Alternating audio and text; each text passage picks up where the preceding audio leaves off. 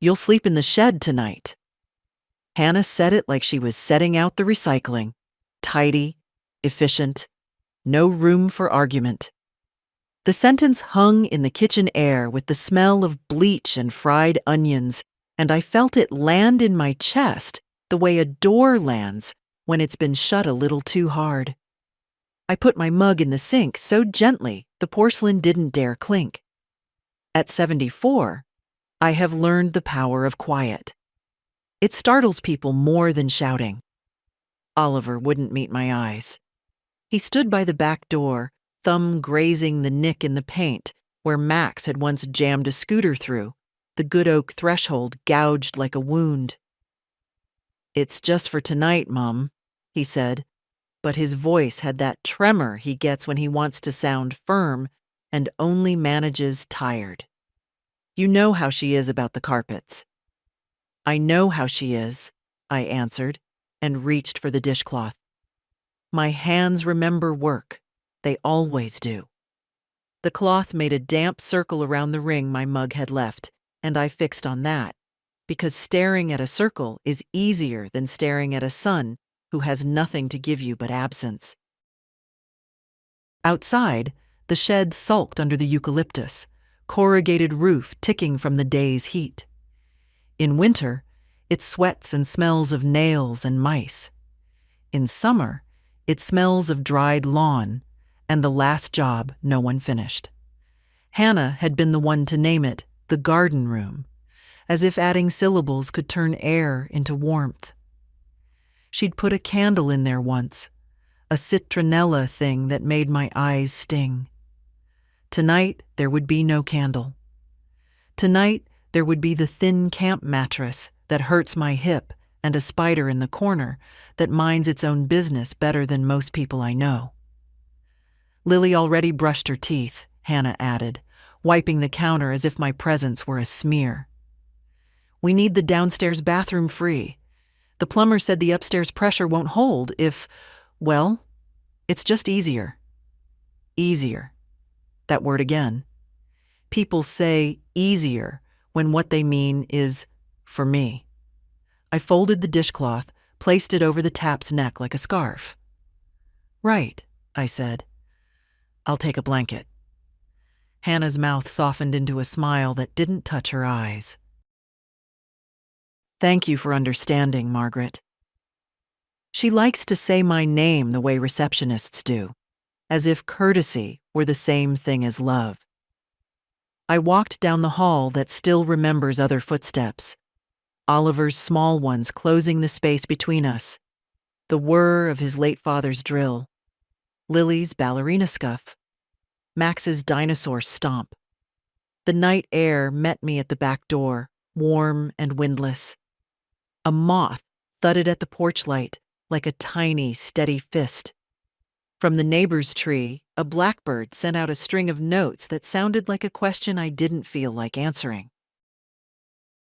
I took the blue wool blanket from the basket and the flat pillow no one else uses. The grass had been cut in straight lines. I could feel the ridges through my slippers. When I opened the shed, the familiar smell rose up.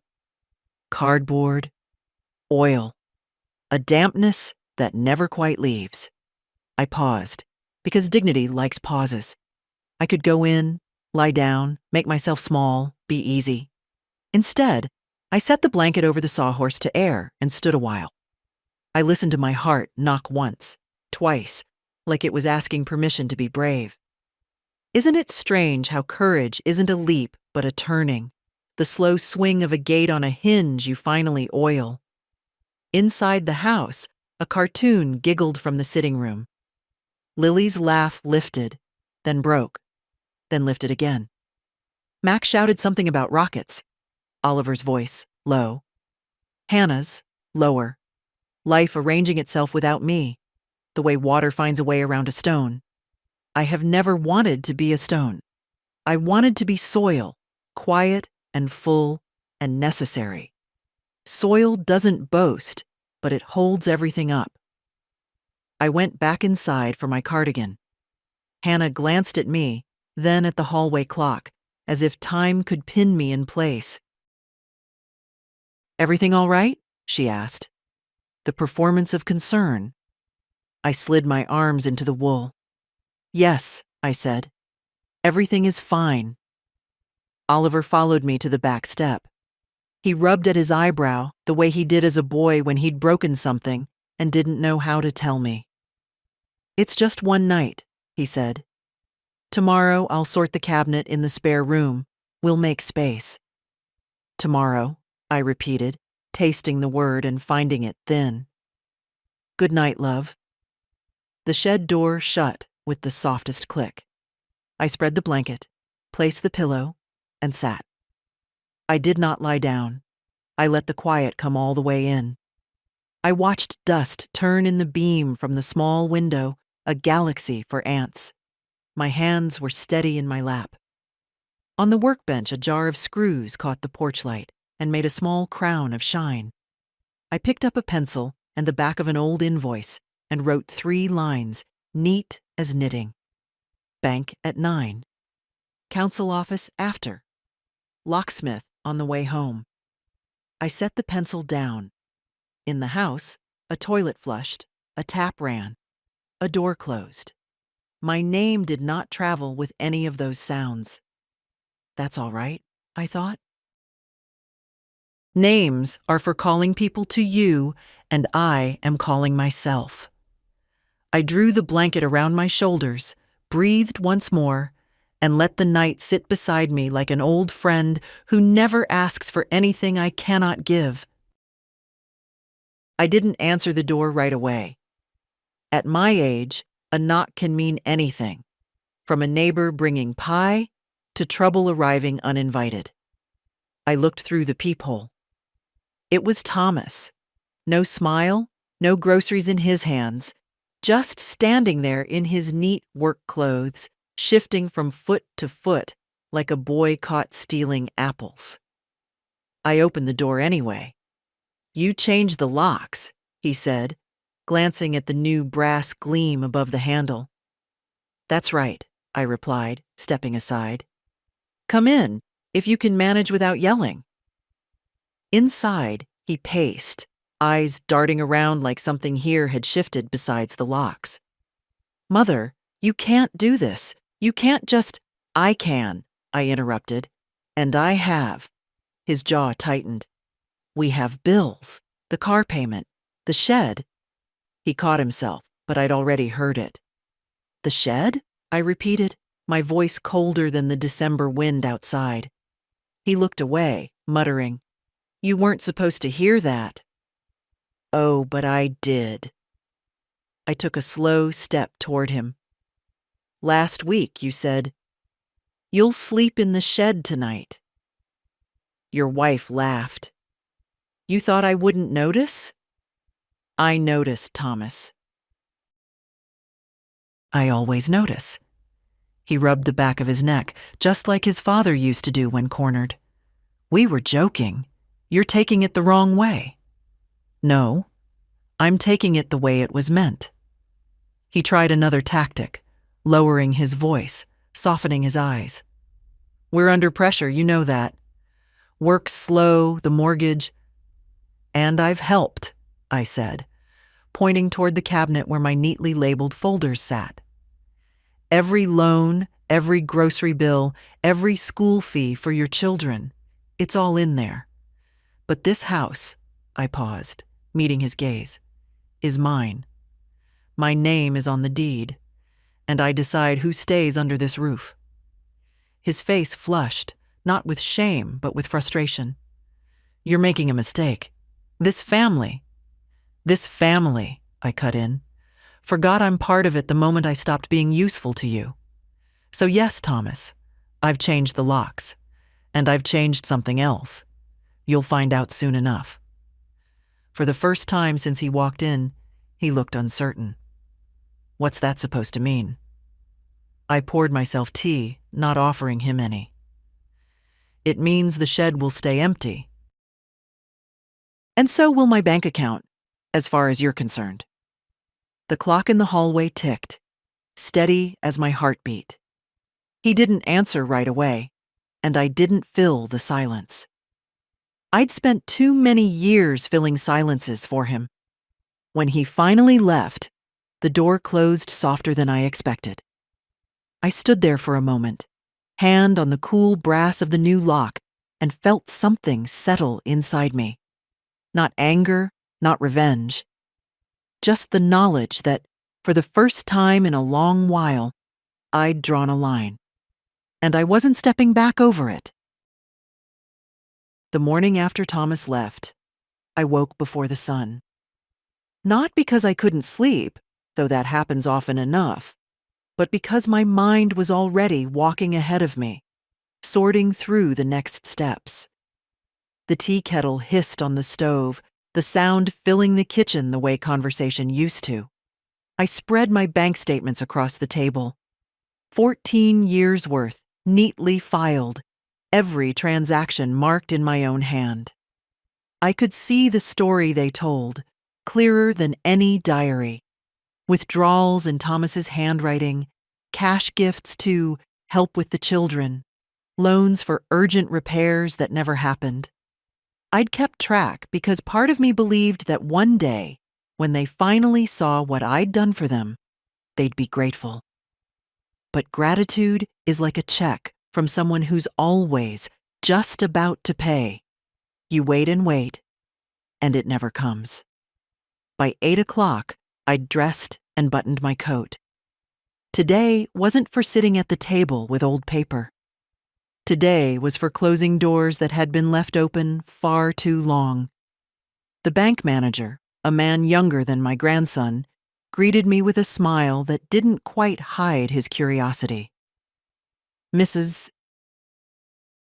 Davies, what can we do for you today?" "I want to change my account access," I said, sliding my ID across the desk. "Remove any secondary names. No more joint authorizations, just mine." He clicked through screens, nodding. "That will mean your son won't be able to—" "Yes," I said, flat and final. "That's the idea." We went through signatures and confirmations. I made him print copies of everything. My father always said a woman should never sign anything without keeping her own record, and I've never regretted listening to him. From the bank, I walked to the solicitor's office. The receptionist offered me coffee, which I declined. My solicitor, Mrs. Kent, has a way of looking at you like she already knows what you're going to say, and she's usually right.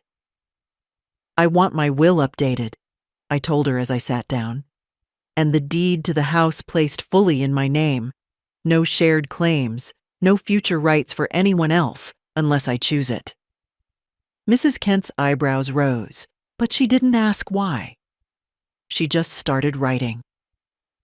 "Do you want to name new beneficiaries?"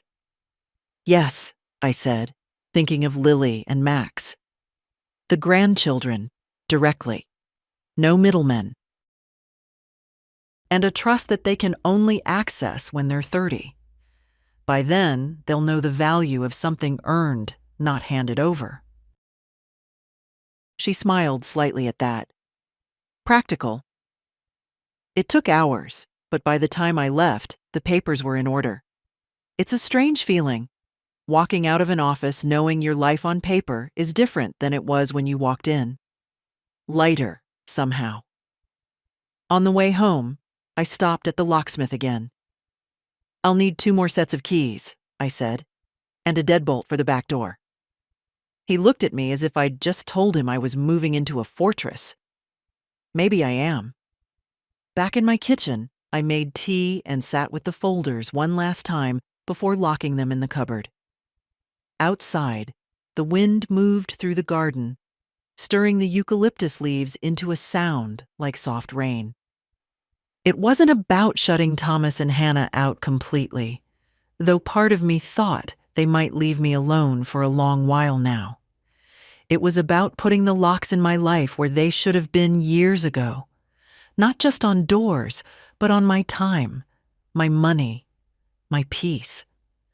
I thought about the shed. I'd go out tomorrow, clear it, maybe turn it into a little workshop. A place for me, not for punishment. A place where I could close the door and know it was mine. The phone rang in the late afternoon. It was Hannah, all sugar and thin patience. "Thomas said you've been busy today. Running errands?" "Yes," I said, stirring my tea. "Errands." "What kind?" she asked, and I could hear the strain under her voice. "The kind that keep me warm at night," I said, and took a slow sip. There was silence on the other end.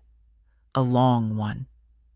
"Well," she said finally, "I hope you're not doing anything rash."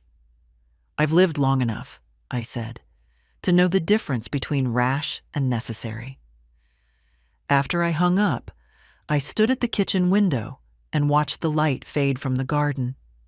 The shed's roof caught the last of the sun, turning gold for a moment before the shadows took it. I thought about that, how things can shine right before they disappear into the dark. And I thought about how I wasn't afraid of the dark anymore, not when I could turn on my own light. The first real snow of the year came that night.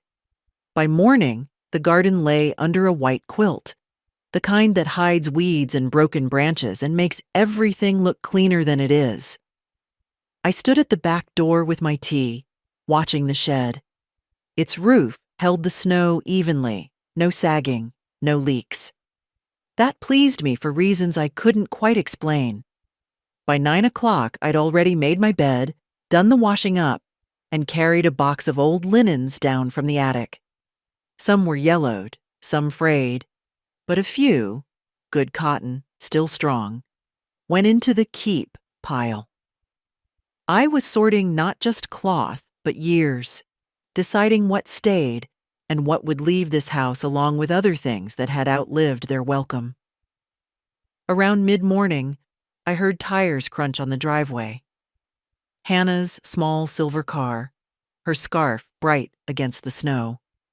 She didn't knock, just came in, brushing flakes from her shoulders. "I was in the neighborhood," she said, though we both knew she never came without a reason. Her eyes flicked to the deadbolt on the back door. "That's new." "Yes," I said. She gave a tight smile. "Thomas mentioned you've been reorganizing." "I have," I replied, folding a linen napkin. "Starting with my accounts, then the will, then the locks. Next, the rooms." Her smile thinned. "Mother, we've always tried to help you manage things." I looked up from the napkin. "No, Hannah, you've tried to manage me." She opened her mouth, closed it, then tried again. Thomas worries about losing control over what was never his," I said evenly. "I'm still here, still capable, and now I'm ensuring I stay that way." Hannah's gaze drifted to the box of linens. "You're throwing things away?" "Donating," I corrected. "There's a women's shelter in town. They can use these." Something in her expression softened then, just for a second.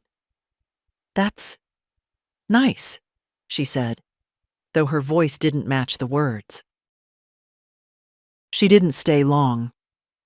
When she left, I watched her from the kitchen window. She moved quickly to the car, head bent against the cold. But before getting in, she pulled out her phone. Her breath made a small cloud in the air as she spoke. I didn't need to hear the words to know she was calling Thomas. The rest of the day, I worked in the front room, moving furniture a little at a time. I'd always kept the heavy oak cabinet against the far wall because Thomas said it balanced the room, but I never liked it there. I pushed it under the window instead, where the winter light could fall across its top. On it, I placed a small lamp with a warm amber shade. The change was small, but felt like opening a window after years of stale air. That evening, the phone rang. "Thomas. Hannah said you've been busy." "I have," I said. "You're making changes without consulting anyone." "Yes," I said again, "because there's no one to consult." He made a sound somewhere between a sigh and a growl. This is still a family home. No, Thomas, it's my home. You have your own. You're pushing us away, he accused. I'm setting boundaries, I corrected. There's a difference, and if that feels like being pushed away, perhaps you were standing too close to begin with. The line went quiet. Then he said, We're coming over this weekend. All of us. We need to talk. That's fine, I replied. But understand, this is not a negotiation. After he hung up, I sat in my chair by the fire, the lamp's glow warming the room.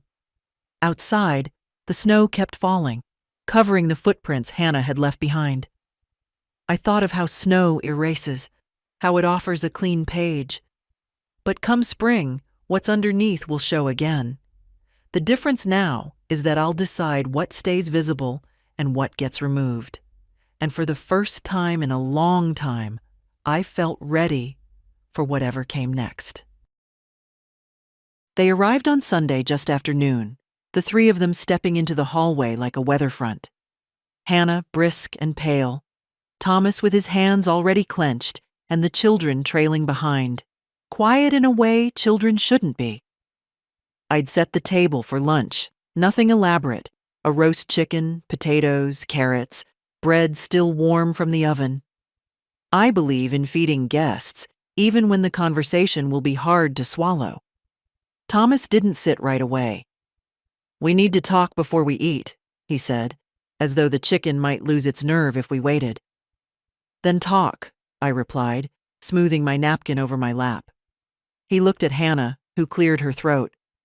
We're concerned about these sudden changes, the locks, the bank accounts, the will. I poured tea, steam rising between us. They're not sudden. They're long overdue. Thomas leaned forward, his voice low. You've always said family comes first. I still believe that, I said. I've just stopped mistaking control for care. He sat back, frowning. It feels like you don't trust us.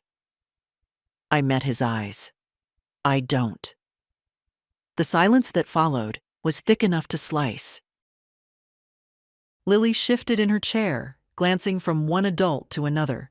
Max reached for a roll, then stopped, sensing the tension. Hannah tried again, her tone sweet but taut. If this is about the shed, it's not about the shed, I said, though we all knew it was partly about the shed. It's about years of small humiliations, about decisions made over my head, about being treated like a burden in the house I worked my whole life to keep. Thomas's jaw tightened. You're overreacting. No, I said softly. I'm reacting. There's a difference. We ate in near silence after that, the only sound the scrape of cutlery. Lily and Max ate quickly, then asked to be excused. I told them yes, and they disappeared upstairs. When the plates were cleared, Thomas pushed his chair back. We just don't want to see you make choices you'll regret. I folded the linen napkin and set it beside my plate. The only regret I have is waiting this long to make them. They left soon after, Hannah avoiding my eyes as she gathered her scarf. Thomas kissed my cheek out of habit, not warmth. The children waved from the car. When the door shut, the house was suddenly quiet again.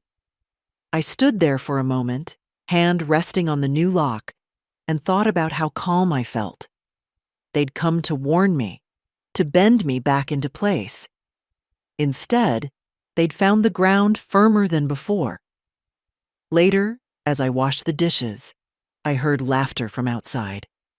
It was the neighbors' children, throwing snow at each other, their cheeks red with cold. Their mother's voice called them in, warm and certain.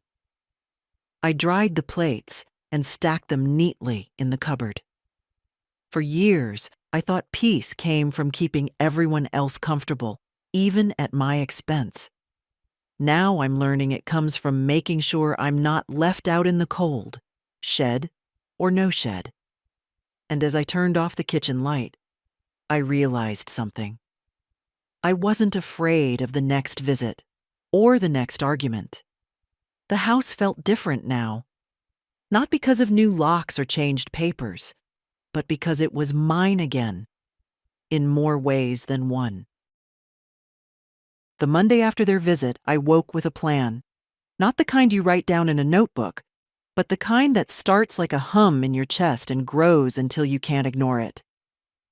The house was mine again, but that wasn't enough. A bird doesn't just want a safe nest, it needs open sky. I dressed in my warmest coat, the one with deep pockets, and took the bus into town. The library was my first stop. I hadn't been in months, though once I'd gone every week.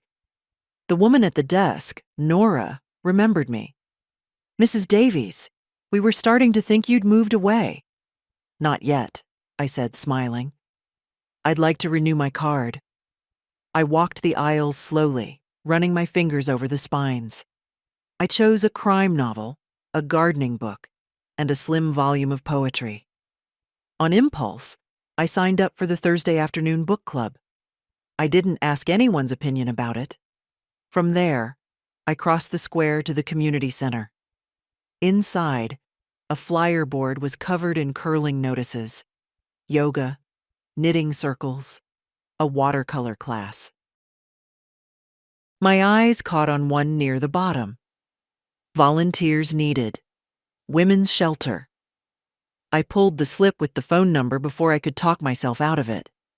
By noon, I was sitting in the corner cafe with a pot of tea and a sandwich. It had been years since I'd eaten lunch out alone without feeling conspicuous. Now, I found it pleasant.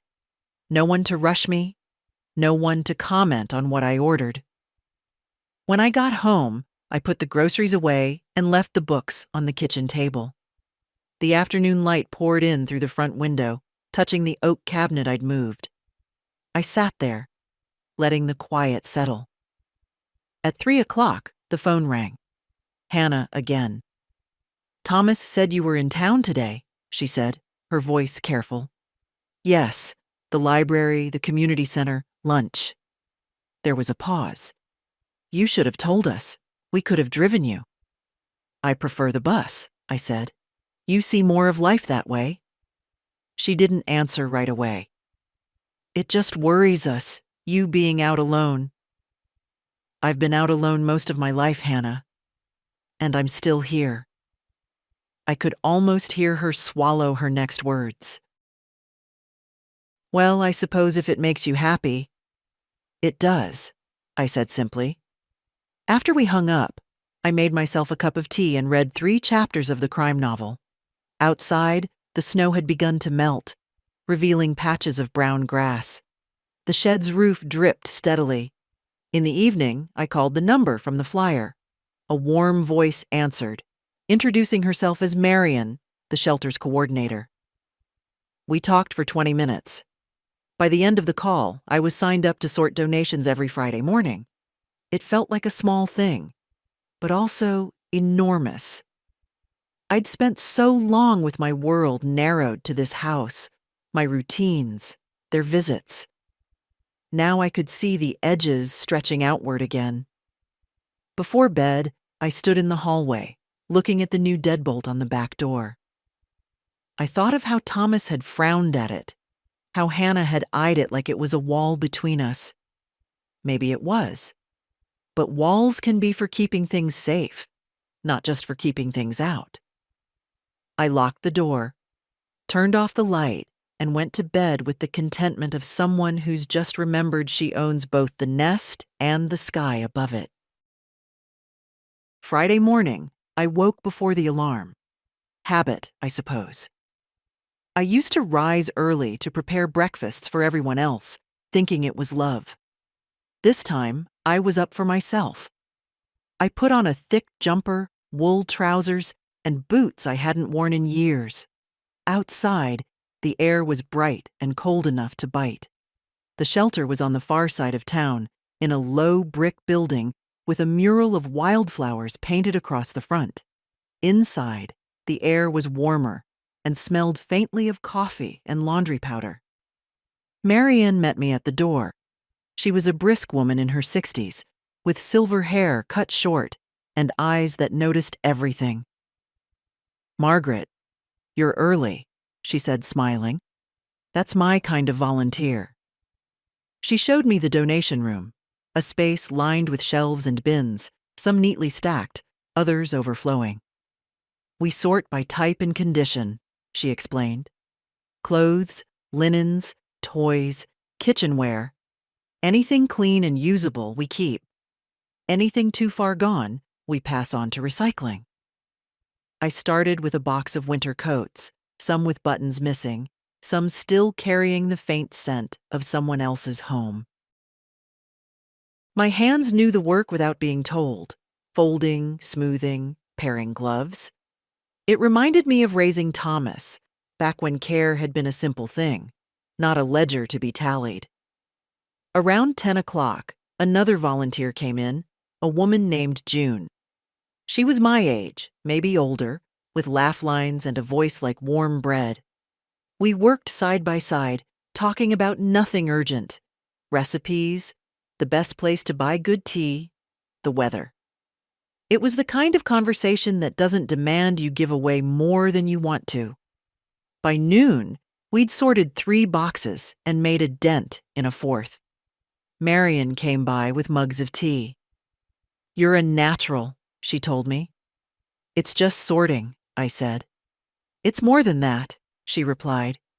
"Everything here was given because someone thought it might help. You're part of making sure it does." That stayed with me longer than I expected. When I left, the sun was melting the last of the snow from the pavements. I walked to the bus stop with a lightness in my step I hadn't felt in years. Back home, I put my boots away and made lunch. The phone was silent all afternoon, which was a gift. I read a few chapters of my library book and let the hours pass without hurry. In the evening, Thomas called. "Hannah says you're volunteering now?" "Yes," I said, buttering a slice of bread. He hesitated. "You're sure you can manage that? Every week?" "I can manage," I said, taking a bite, "and I intend to." He sighed. "I just don't want you wearing yourself out." "Thomas," I said, "I'm not wearing out. I'm wearing in." There was a pause, and then he changed the subject. We didn't speak long. When I hung up, I realized I wasn't angry, just detached, like his opinion belonged to another life I no longer needed to consult. Before bed, I wrote the next Friday's shift into my calendar in ink. Not pencil, ink. And for the first time in a long while, I felt the week ahead belonged to me. The following Tuesday, I walked into Mrs. Kent's office with my head high and a folder under my arm.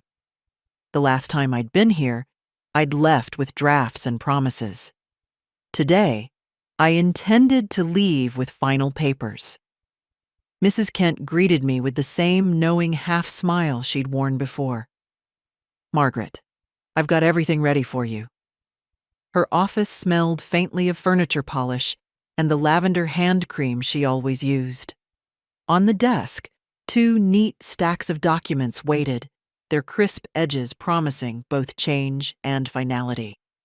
"This," she said, tapping the first stack, "is the updated deed. Sole ownership, no survivorship clauses. As of your signature, the property belongs entirely to you, legally, without contest." I traced my finger along the top page. "And no one can reverse that without my consent?" "No one," she said firmly. "Not even your son."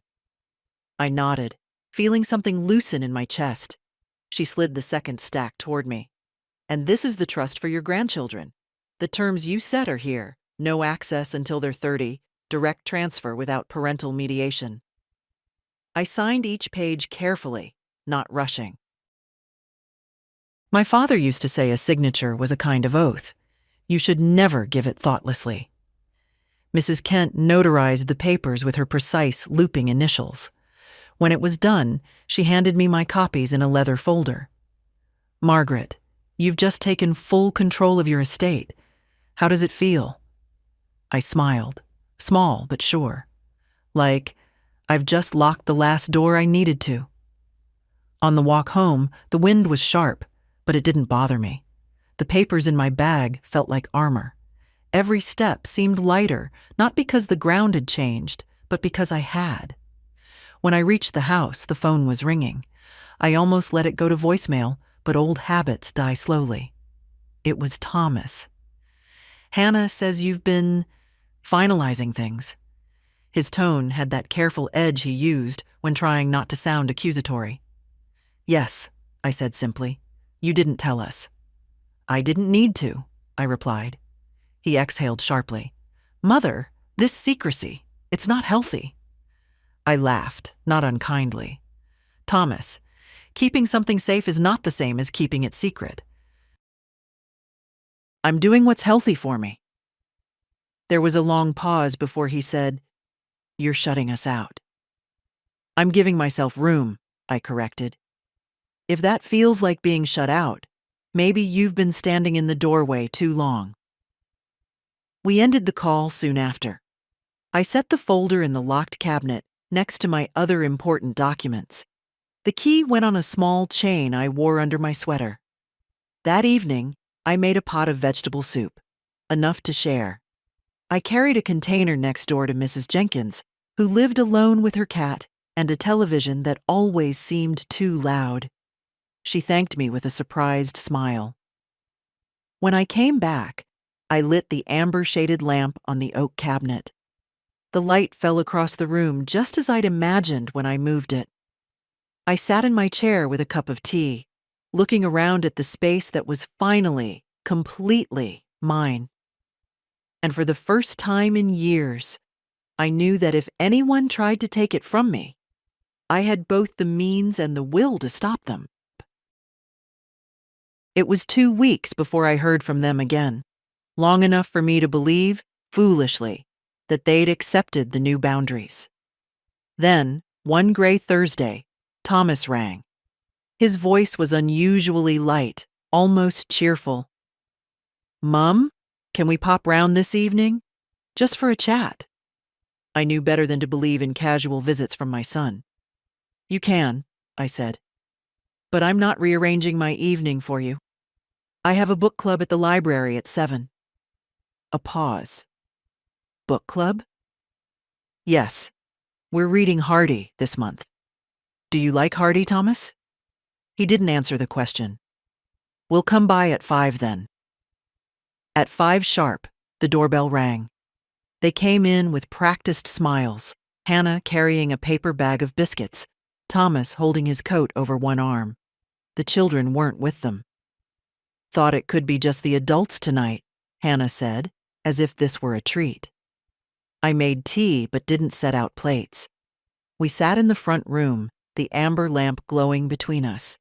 Thomas began. "We've been talking, Mum. We're concerned.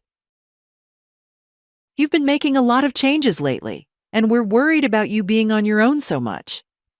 "I've been on my own longer than you think," I said, pouring tea. Hannah leaned forward. "It's just, well, family should be together. You could still move in with us. We'd look after you. Like you did when you offered me the shed." The question landed heavy. Hannah flushed. "That was exactly what it sounded like," I finished for her. Thomas tried again, gentler this time. "Look, we know you've changed the will. We heard about the trust for the kids." I met his eyes. "Then you know everything you need to know." He sighed, and the performance began in earnest. "We only want what's best for you. Managing the bills, the house, these things are stressful. You could let us take some of that weight." "And what would I carry instead?" I asked quietly. They exchanged a glance, the kind that passes whole paragraphs in a marriage. Hannah put on a soft voice, almost breaking. "It hurts. feeling like you don't trust us. I leaned back in my chair. Trust is earned, Hannah, and once lost, it's rarely given back. You both have shown me exactly how much my comfort matters to you. Silence. Even the clock in the hall seemed to hold its breath. Thomas finally said, "If you ever change your mind." "I won't," I interrupted. "But thank you for coming by." The dismissal was clear. Hannah's smile froze in place. Thomas stood, pulling on his coat with a sharp movement. "I hope you know what you're doing," he said. "I do," I replied. At the door, Hannah pressed the bag of biscuits into my hand. "For later," she said. After they left, I put the biscuits straight into the cupboard, unopened. Not because I didn't like them, but because I knew exactly what they were. A prop in a play I no longer intended to watch. I left the lamp on and went to my book club. We sat around a long table in the library's back room, a dozen women, all with lines on their faces that told better stories than Hardy ever could.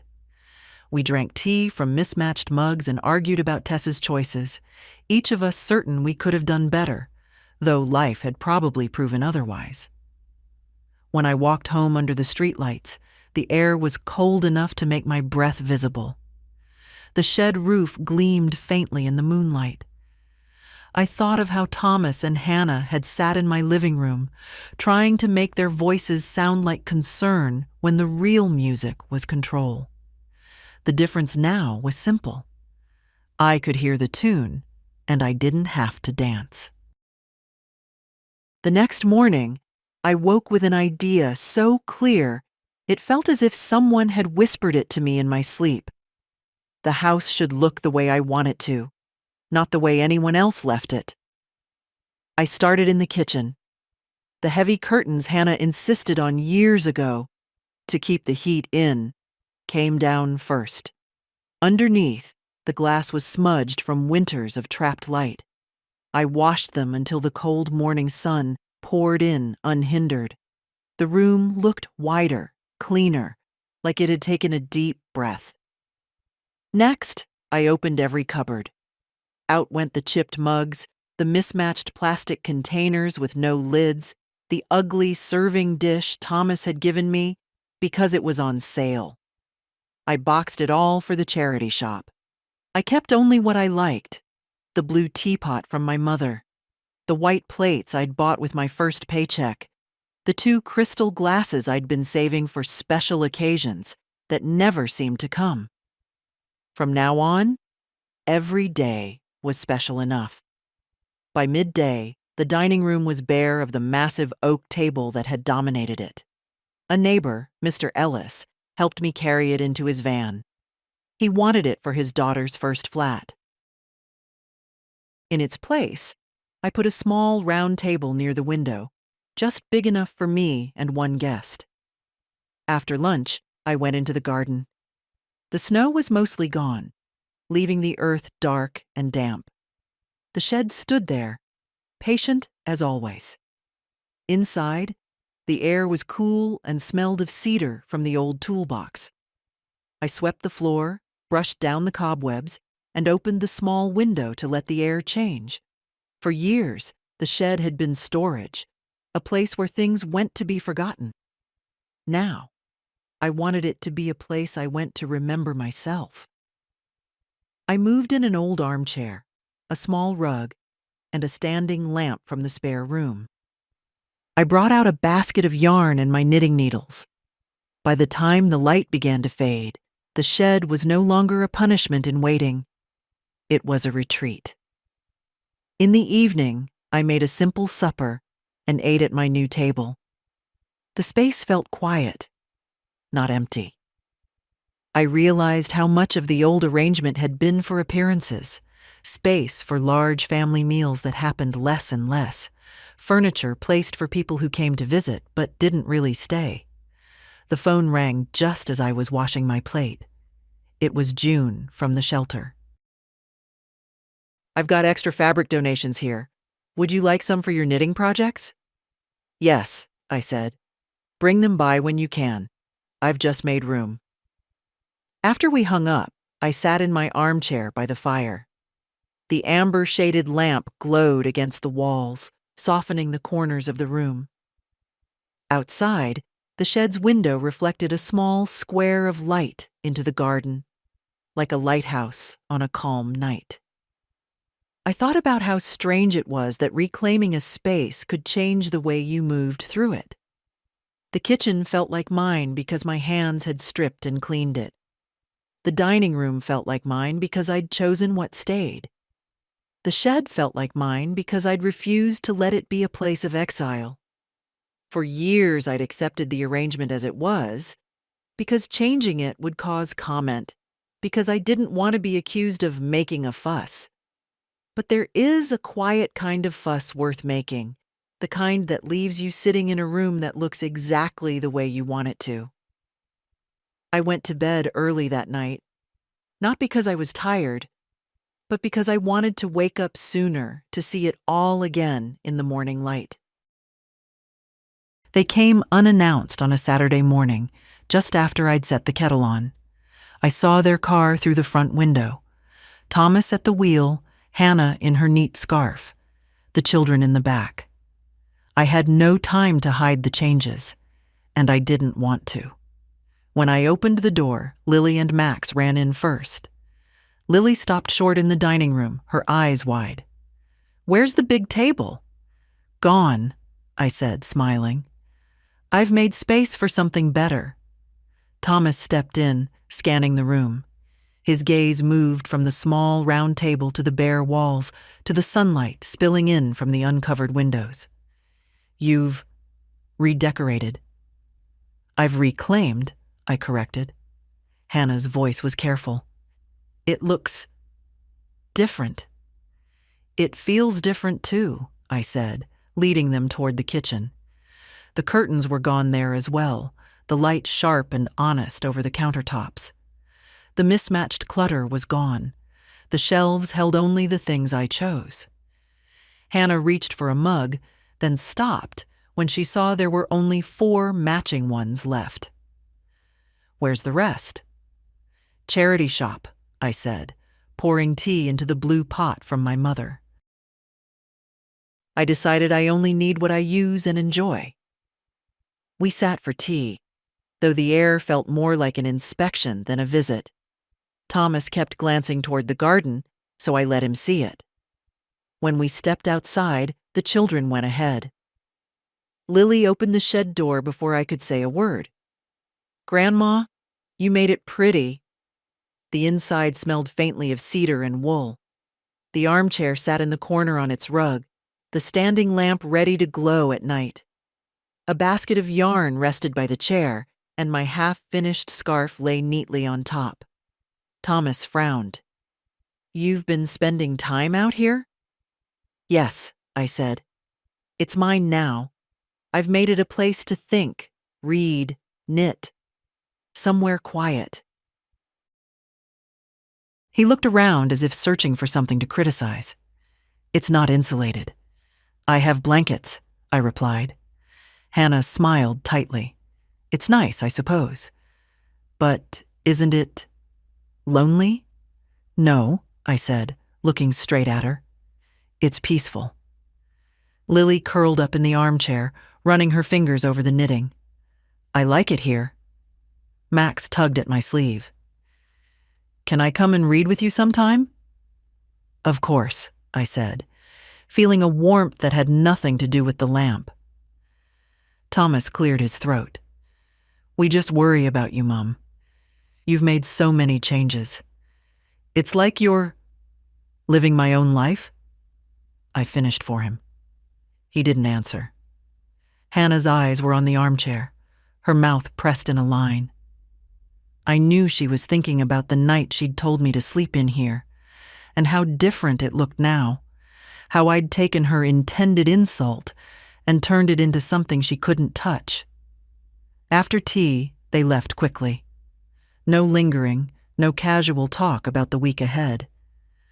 I stood at the front window and watched the car pull away. When the garden was quiet again, I went back to the shed. I sat in the chair, pulled the blanket over my knees, and picked up my knitting. Through the small window, I could see the garden, the eucalyptus tree swaying slightly in the wind.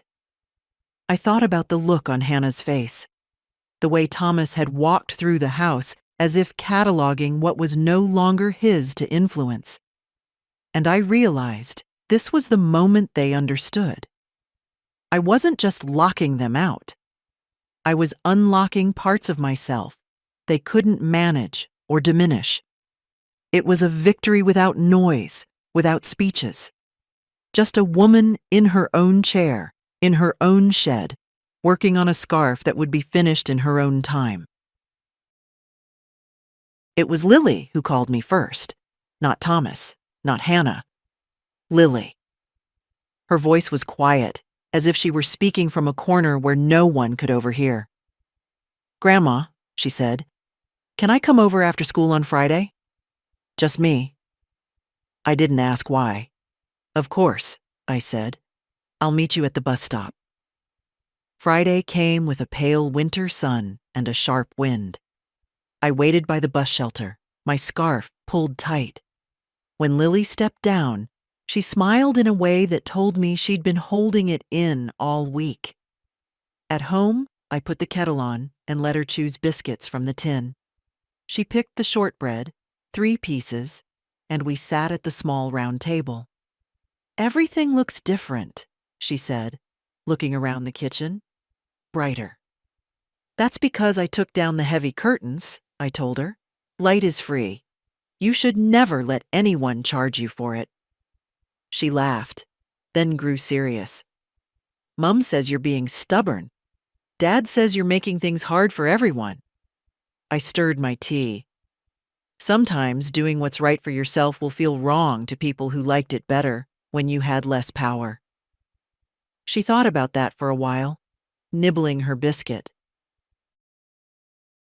"I like it here," she said at last. "It feels calm." After tea, we went out to the shed. She curled up in the armchair again, pulling the blanket over her knees. "It's warm," she said, surprised. "Wool and a good chair go a long way," I said, handing her a book from the small shelf I'd started. She began to read, her voice soft but steady. I picked up my knitting, the rhythm of the needles, a quiet background to her words.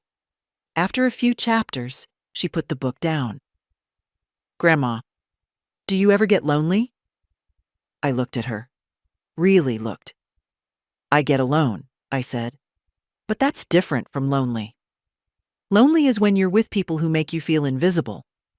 Alone is when you can see yourself clearly." Her brow furrowed. "Mum says you're not being fair." "Fair," I said, "is making sure everyone gets what they deserve, not what they demand." The wind picked up outside, rattling the shed's small window. She pulled the blanket tighter. "I want to be like you when I'm older," she said suddenly. "Then start now," I told her. "Know what you will and won't accept. Don't wait for someone else to give you permission to protect yourself." We walked back to the house as the light began to fade. She helped me set the table for supper, moving with the quiet confidence of someone who felt welcome. When Thomas came to collect her later, his eyes narrowed slightly at the changes he saw again. The open space, the tidy shelves, the shed's faint glow through the garden. He asked no questions in front of Lily, but I could see them sitting behind his teeth. After they drove away, I washed the cups and thought about the way Lily's eyes had shone when she said she liked it here. She had seen a different way to be in a home, not a place where control is disguised as care, but where care is as plain as the tea on the table and the light through the windows. And I realized something. If I could give her that, even for an afternoon, then all the locks, all the boundaries, all the changes were more than worth it. It was Thomas again, this time on a Wednesday evening. His voice was brisk, businesslike, as if we were discussing a utility bill. "Mum, I've been thinking," he began. "You've been covering a lot of expenses on your own. Heating, repairs, food. We don't want you struggling. We'd like to set up a monthly transfer into your account." A pause. "No conditions?" he added quickly, too quickly.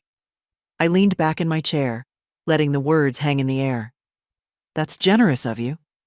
"It's not generosity," he said. "It's family." I thought of all the years I'd been family enough to pay for uniforms, school trips, deposits on their first house. And I thought of the shed, and the night his wife had decided it was fit for me to sleep in. "I'm not struggling," I said finally. "And if I were, I'd handle it." He tried a different tack. "You've always said you want to see us more. This would make things easier. We could help with the groceries or the garden." "Thomas," I interrupted, "money has strings. Even when people swear it doesn't, the strings are just hidden better." Silence. Then, softer. "You think we'd use it against you?" "I think you already did," I said. He exhaled through his nose, the sound sharp. "We're trying to build bridges." "Then stop sending bricks," I replied. He didn't know what to do with that. We ended the call soon after, each of us holding our own silences. The next morning, I went into town and bought myself a small bunch of daffodils, still tight in their buds. I set them on the dining table, the yellow just beginning to peek through. I liked the idea that they'd open when they were ready, not a moment sooner. That afternoon, Hannah rang. Her voice was sweetened, like tea with too much sugar. "Thomas says you refused the money. We just want to make sure you're—" "Okay. I'm fine," I said. "Better than fine. I've been volunteering, reading, fixing the shed. The house is warm, the bills are paid. What exactly am I supposed to need from you?" She hesitated. "It's not about need. It's about connection." I glanced at the vase of daffodils. If connection means I have to owe you something, it's not connection. It's control. Her sigh was faint, but I heard it. "You've changed, Margaret." "No," I said. "I've stopped pretending." When I hung up, I went to the shed. The light through the small window was soft, dust turning slowly in the air. I sat in the chair, knitting in my lap, and thought about how easy it is to confuse help with ownership.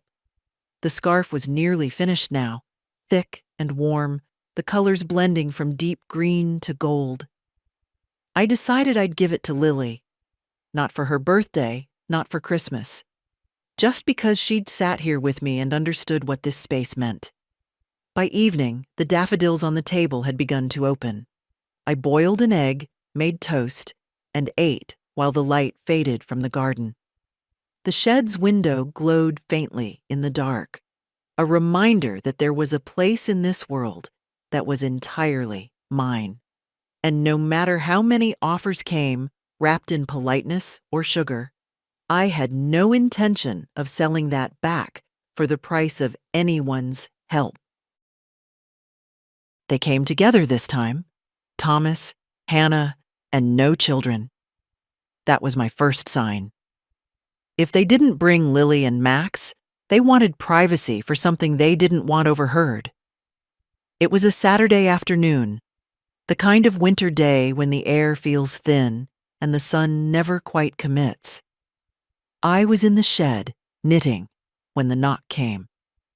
Not the tentative tap of a neighbor, but 3 firm raps. I opened the front door to see them both standing there. Hannah clutching her handbag like a shield. "We need to talk," Thomas said, stepping inside without waiting for an answer. I followed them into the front room. The amber-shaded lamp was already on, casting its warm circle of light. They didn't sit until I did. Thomas placed a manila envelope on the table between us. "We've had some advice," he began. From a financial planner. I looked at the envelope but didn't touch it. And? It would be safer, he said, if we set up a joint arrangement for the house and your accounts. That way, if anything happens to you, we can act quickly, pay bills, arrange care, keep everything in order. Safer for who? I asked. For everyone, Hannah said, leaning forward. You wouldn't have to worry about paperwork or legal fees. We could handle it. You'd have peace of mind. I took a slow breath. I already have peace of mind. I created it myself when I took my name back off anything that wasn't mine alone. Thomas pushed the envelope a little closer. Just read it. No pressure to sign now. We just want you to see it. I didn't reach for it. Do you remember, Thomas? The night Hannah told me I'd sleep in the shed? Hannah's mouth tightened. That was a joke. No, it wasn't, I said evenly. And I remember exactly how it felt to stand in this house knowing that's what my family thought of me. So forgive me if I don't believe that signing away control of my home and my money would give me peace of mind. Thomas's jaw tightened. We're not trying to take anything from you. You already tried, I said softly. Now you're just trying to make it easier next time. Hannah straightened, her voice sharper. You're being unreasonable. No, I said. I'm being very reasonable. I'm choosing not to give anyone the keys to my life, especially people who've already shown me they'd rather see me out of the house than in it. They sat in silence for a moment, the only sound the faint tick of the clock in the hallway. Finally, Thomas stood. If you change your mind, I won't, I said, meeting his eyes. And I want you to take that envelope with you. He hesitated, then picked it up, tucking it under his arm. Hannah rose slowly, her gaze flicking around the room, as if looking for some sign that she'd missed a chance to reclaim it. At the door, I added, This is the last conversation we'll have about my house, my accounts, or my will. The next time you bring it up, I'll end the visit immediately. They both froze for a second, as if testing whether I meant it. Then they stepped outside, into the brittle winter air. I watched them walk to the car without speaking to each other. When they drove away, I didn't feel triumph. I felt stillness, like a lake after the wind has dropped. I went back to the shed, picked up my knitting, and worked another few rows. The scarf was almost done now. I imagined Lily wearing it, the green and gold catching the light as she walked. The thought warmed me more than any heater could. The scarf was finished on a clear February morning. I folded it carefully and wrapped it in brown paper, tying it with a piece of green twine. No note, no card. Lily would know it was from me. I walked it to her school just before the afternoon bell. When she came out, she spotted me straight away, her face lighting up in a way that made the cold air feel softer. This is for you, I said, handing her the package. She opened it right there on the pavement, her small fingers quick on the twine. When she saw the scarf, she held it to her cheek. It's warm, she said. It's yours, I told her. Wear it whenever you like. No saving it for special occasions. Every day is special enough. She wrapped it around her neck, the green and gold bright against her school coat. Mum says green doesn't suit me, she said. Mum's wrong, I replied. Green suits you very well. She smiled at that, and we walked to the bus stop together. I waved her off, watching her through the window as the bus pulled away, her scarf catching the last of the afternoon light. Back home, the garden was still bare from winter, but the daffodils in the dining room had opened fully, their yellow heads turning toward the glass. I sat in my chair by the amber-shaded lamp, the house quiet around me. Not empty, just quiet. There had been no more conversations about joint arrangements or help with expenses. Thomas and Hannah still called, still visited sometimes, but the tone had changed. They stepped more carefully now, as if aware of the line I'd drawn and unwilling to risk crossing it. The shed had become part of my daily life. I read there, knitted, even wrote letters I never intended to send. It was mine in a way few things ever had been, not just because of the lock on the door, but because I'd claimed it without asking permission. I thought often about the day I'd changed the locks, how small that act had seemed compared to the ripples it made. I'd believed then that the fight was about my house, my money, my comfort. It was, in truth, about my right to decide for myself. That's what they never said out loud, but it's what they wanted most: the ability to make my life smaller when it suited them. And that's what I'd refused. The victory wasn't in any single conversation or signature. It was in the way I woke up each morning now, not with dread, not waiting for someone else's plans to decide my day, but with a sense that the hours ahead were mine to fill. If I've learned anything worth passing on, it's this: you don't have to be loud to be firm. You don't have to fight in public to win in private. And you don't need anyone's blessing to protect what's yours: your home, your time, your peace. Locks are not just for doors. They're for your boundaries, your self-respect, your sense of worth. So if you're reading this and thinking of the shed in your own life, the place they'd put you if they could, remember, you can change the locks. You can clear it out. You can turn it into something beautiful. And when you do, you won't just have a room of your own. You'll have yourself back. If my story has stirred something in you, don't leave it at that feeling. Act on it. Protect what's yours. Draw the line and stand on the side that's worth defending. You might be surprised at how quickly the world changes once you do.